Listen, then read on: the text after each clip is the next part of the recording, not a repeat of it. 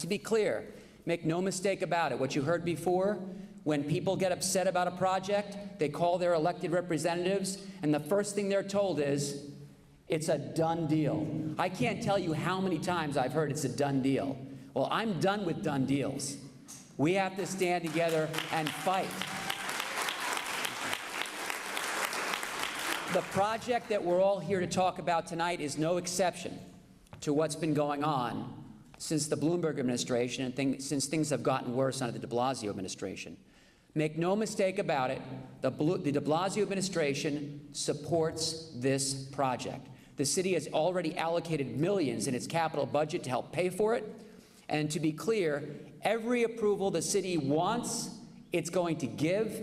Every approval that the museum asks for, it's going to get. Trust me when I tell you, I've been doing this long enough, I see the writing on the wall. It's not a done deal, but as far as the city is concerned, it is.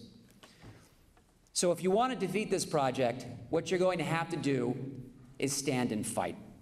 Neither the state nor the city is going to help you. They're going to be your adversaries, and they're going to be your adversaries every step of the way. And it doesn't matter that the project at issue would decimate a public park warmly regarded as Teddy Roosevelt Park. It doesn't matter that the park was named after the only president born in the city. It doesn't matter that there's a memorial or a time capsule there, that the park is populated by beautiful old trees and spaces for the children to cavort and romp. The museum wants park space, and if we don't stand together, that's exactly what the museum is going to get. Now, most of you are probably asking yourselves, that sounds great, but can this really be won? Is there a path to victory? Well, if past is prologue, as it often is, I think the answer is yes. This fight can be won. It's not going to be easy, my friends. It's not going to be easy. It's going to require everyone in this room. It's going to require the help of your friends and neighbors. Bill gave me a very warm introduction, and I genuinely appreciate it. But the truth is that the fights that I've won have come on the shoulders of those people who have supported me and who have supported our fights. And I'm not just talking about money. I'm talking about people in the room. I'm talking about phone calls. I'm talking about petitions. I'm talking about letters. I'm talking about the kind of community activism that we saw in the 60s and 70s. So I'm going to ask all of you to channel your inner hippie, walk the streets, lock arms together, stand up and fight this thing. And if you do that, that's the first step in your path to victory. You have to stand together and you have to fight. Now, you're also going to need a legal strategy, because yelling at the moon, howling at the moon, screaming at your elected officials is only going to get you part there. You need legal strategies to win, and I believe we have them. There are several. Now, before I go into any depth, let me just tell you, I know I'm broadcasting. I know at some point in time this videotape is going to be broadcast on the web, so I have to be somewhat circumspect in how I explain my strategies. And I also have to be somewhat careful about not disclosing a couple of them, because quite frankly, I think it's in our best interest not to. So I will talk about the ones which are fairly obvious to lawyers, but I'm going to hold in my vest, which I wore tonight, a little close to my vest, those which I really can't disclose. The first is that there's a 19th century statute which raises a substantial question as to whether or not the museum has the authorization under these 19th century statutes to expand into public parkland, and whether, in fact, the expansion is limited to its footprint. And right now, it's at the edge of its footprint. So in other words, the expansion might very well violate the law. Second, under New York law, both state and city, there are certain protections that are built in to ensure that our environment is protected. And when I say environment, I'm not just talking about air pollution. There are actually approximately 20 different areas of concern that expansions such as this must address and consider before any such expansion is approved. I have reviewed the City Environmental Quality Review Act and the State Environmental Quality Review Act, and I see at least 14 different areas of significant environmental concern, which, if this project were to be approved, the city would suffer tremendously, particularly those who live in close proximity to it. So it is important for us to look at each of those areas of concern and address each one of those with the city. I'll just mention a few of them right now. First of all, and the most obvious, is the loss of open space. The city is supposed to be careful not to lose open space. We're not even talking about the fact that this is Teddy Roosevelt Park, any open space. But to imagine the loss of public park space, the loss of open public park space, is a major consideration under environmental statutes, and that must be considered before the museum can expand even a single inch into the park. So that's the first significant area of concern. The second, damage to community facilities and neighborhoods, services. Creation of shadows. Shadow impacts are major impacts under the environmental statutes.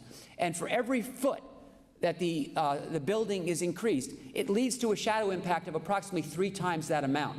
So we're talking about a potential 105-foot expansion. When you move the Gilder Center out, we're talking about 105 feet, which means over 300 feet of shadows cast across parkland, across precious parkland. So instead of being able to stand in the sun with your children and your grandchildren, you're going to be in dark shadows. And for what?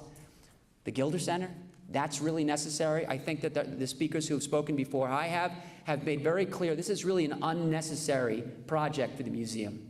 So to be clear, we have to be concerned about shadows, the damage to natural resources, and including specifically beautiful trees, the possible release of dangerous ambient particulates and other hazardous materials into parkland space populated by children during construction. Think about that for a second.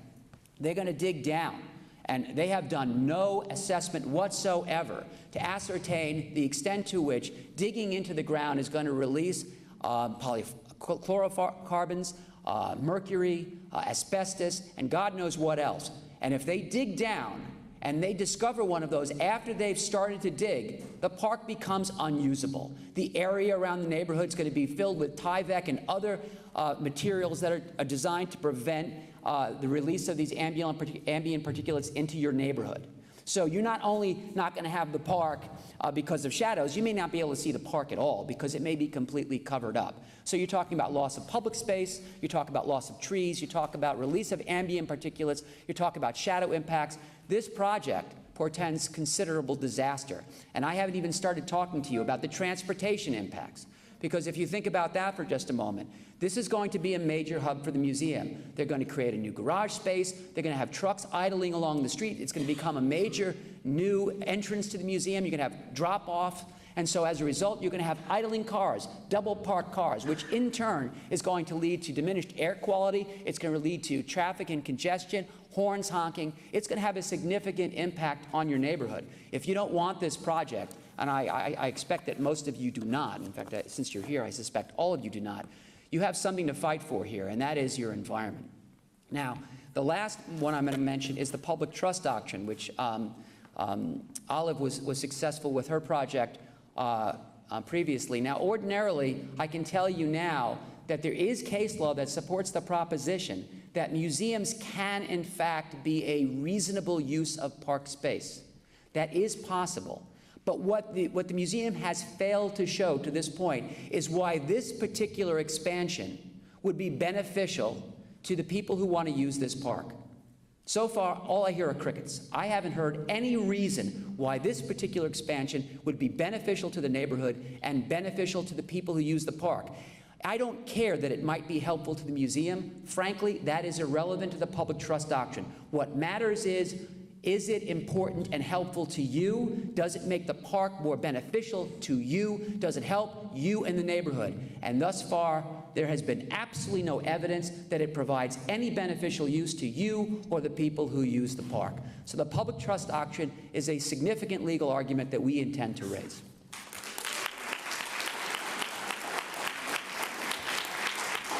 Now, I emphasize to you that this is absolutely not an exhaustive list.